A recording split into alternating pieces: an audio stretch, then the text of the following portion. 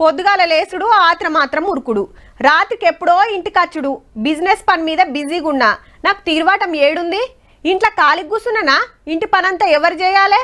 పోరలకు చదువుల బిజీ, పెద్దోళ్లకు పని busy. Life అంతా గిదే గజి బిజీ. ముత్యమంత షేప్ మాట్లాడుకునేటట్టు లేదు, మంచి షెడ్ అరుచుకునేటట్టు లేదు. మొత్తానికి అందరు చెప్పే మాట, మాకు టైం లేదు. బ్యాంకుల నోట్లు దాస్తారు గాని ఈ బ్యాంకుల మీ టైం దాయాలే.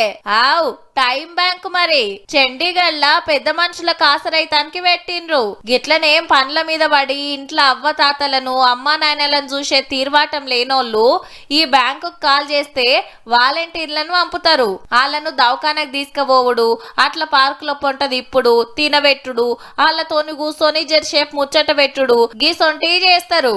7 ఏళ్ల కింద షురూ చేస్తే దేశం అంతటా 28 రాష్ట్రాలు 421 పట్టణాలకెళ్లి 9,360 మంది రిజిస్టర్ చేసుకొని 12,000 గంటలు సర్వీస్ ఇచ్చిండ్రట.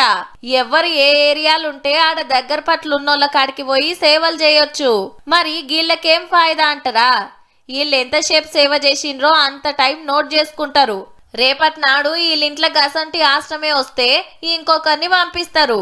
పండ్ల బిజీల పడి మాకు టైం లేదు అంటుంటారు కదా, అగో గా టైంనే వీళ్ళు గిట్లిస్తున్నారు. శాతగానోళ్లకు సాయం చేస్తానికి వీళ్ళ ఐడియా అద్దిరిందబ్బా.